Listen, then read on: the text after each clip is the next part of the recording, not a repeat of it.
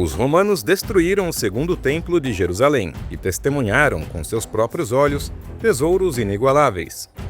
Através dos séculos, algumas fontes nos deram pistas de que esses tesouros sobreviveram. Mas onde eles estão? Ou onde eles foram vistos pela última vez? Nos anos finais que antecederam a queda de Jerusalém, o general Vespasiano foi nomeado para suprimir a grande revolta judaica, e ele, com suas legiões, marcharam a caminho da Judéia. Tudo isso ocorreu justamente porque um procurador do imperador Nero retirou do grande templo cerca de 578 quilos de seus tesouros, sob pretexto de serem as ordens do próprio imperador. Nesse mesmo período, Nero enfrentava uma crise política em Roma, e pressionado por revoltas internas e declarado inimigo público pelo Senado, ele acabou com a própria vida. E então o general Vespasiano volta para Roma e se torna o novo imperador, deixando seu filho, o general Tito, com a missão de acabar com a grande revolta judaica. No ano 70 d.C., Tito cumpre essa missão, eliminando os insurgentes e levando cativos milhares de pessoas. O grande templo sagrado dos judeus foi consumido pelas chamas, e sua incalculável riqueza saqueada. Toneladas de ouro e prata foram transportadas até Roma, onde as riquezas do templo foram exibidas ao povo romano e usadas para financiar um dos maiores símbolos do império, o Coliseu.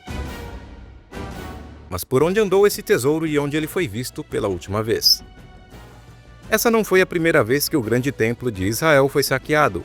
A primeira versão do templo foi construída durante o reinado de Salomão, filho de Davi. A Bíblia menciona que, com a bênção divina, Salomão erigiu um templo magnífico e que ele foi adornado com riquezas incalculáveis, incluindo muito ouro e prata. No entanto, o templo de Salomão foi saqueado pela primeira vez pelo faraó Sisaque durante o reinado de Roboão. O faraó levou tudo, incluindo os escudos de ouro que Salomão havia feito. Séculos mais tarde, o Império Babilônico, sob comando de Nabucodonosor, destruiu Jerusalém e queimou seu grande templo, por volta de 586 a.C. Durante a conquista, os babilônios levaram os tesouros sagrados, incluindo artefatos de ouro e prata, e os transportaram para a Babilônia, junto com o povo judeu em um grande exílio forçado. Somente após 70 anos, o segundo templo foi construído. Os tesouros do segundo templo foram adquiridos através de doações, tributos e ofertas, e sua reconstrução foi autorizada e financiada pelo Império Persa, sob a liderança de Ciro, que ao conquistar a Babilônia, permitiu o retorno dos judeus e a reconstrução da sua casa de adoração. Já durante o reinado de Herodes o Grande, o segundo templo recebeu uma imensa reparação e expansão. Herodes transformou o templo em uma das maiores e mais grandiosas estruturas da época, ampliando seu espaço e embelezando a sua arquitetura. Flávio Joséfo menciona em seu livro A Guerra dos Judeus, no livro 6, o general Tito entrou dentro do templo e, quando olhou ao redor, ficou surpreso. A beleza e a riqueza do templo eram ainda maiores do que ele imaginava, e o que os judeus diziam sobre ele, por mais impressionante que fosse, não era exagerado. Tito, após sua vitória, ordenou que os despojos fossem levados para Roma, a capital do império que agora se vangloriava de sua conquista. Navios e mais navios chegavam ao porto carregados com muitas riquezas vindas da Judéia. A cidade estava lotada de pessoas que queriam ver o imperador e seu filho, e também os prisioneiros. Tito e Vespasiano estavam vestidos com roupas finas e coroados de louros, e foram recebidos com muitos aplausos. Flávio Joséfo também menciona em seu livro que entre muitos tesouros exibidos havia uma mesa de ouro que pesava mais de 58 quilos, bem como uma grande menorá igualmente feita de ouro. Ele também menciona imagens e artes de representações da vitória de Tito, feitas de materiais preciosos como ouro e marfim. E por último foram exibidos rolos da lei judaica, e logo atrás estavam o imperador Vespasiano, o general Tito e seu irmão Domiciano.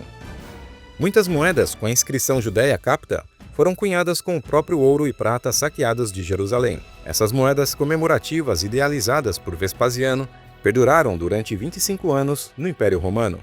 Após o grande triunfo, os tesouros de Jerusalém foram colocados no Fórum da Paz, também conhecidos como Fórum Vespasiano, e lá permaneceram por muitos anos.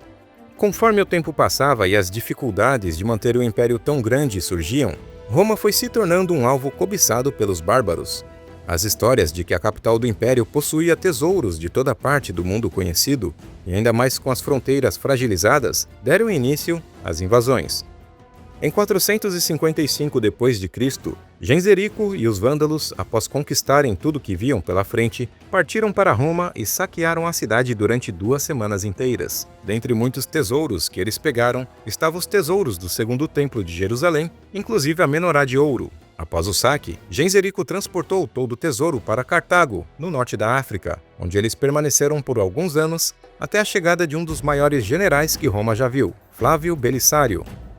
Então, foi no ano de 533 que Belisário partiu para a África a serviço do imperador bizantino Justiniano I.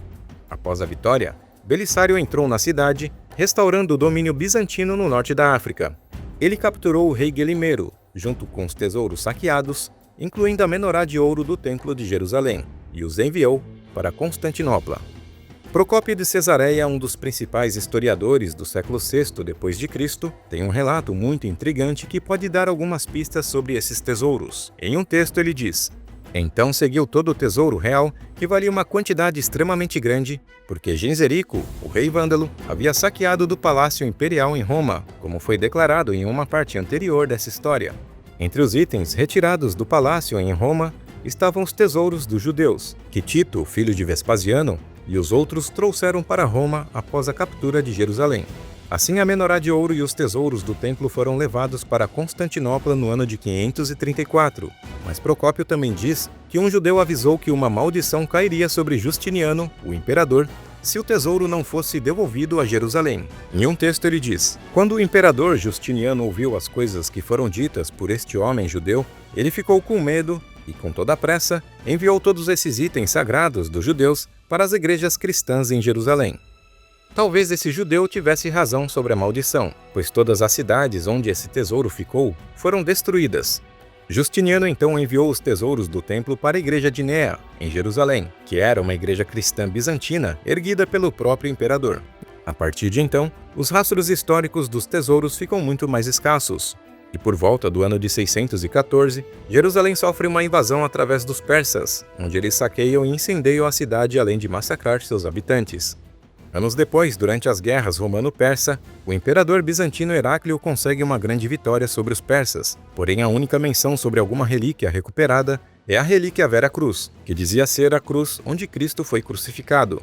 Durante muitos anos, mais nada sobre os tesouros de Jerusalém foi mencionado, até que durante a era da Europa medieval, um comerciante judeu chamado de Benjamim de Tadela passou um tempo significativo em Roma. Sua missão era registrar o estilo de vida dos judeus serfaditas pela Europa e África, e ele manteve registros complexos e extremamente precisos em seu diário de viagem, conforme observado por seus contemporâneos.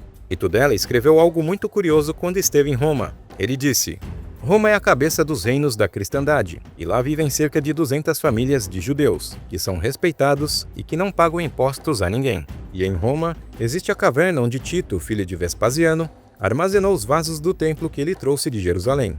Ele registrou em seu diário que os judeus de Roma sabiam que a menorá e os outros tesouros do templo estavam guardados em uma caverna abaixo da igreja romana, que seria a Arquibasílica de São João de Latrão.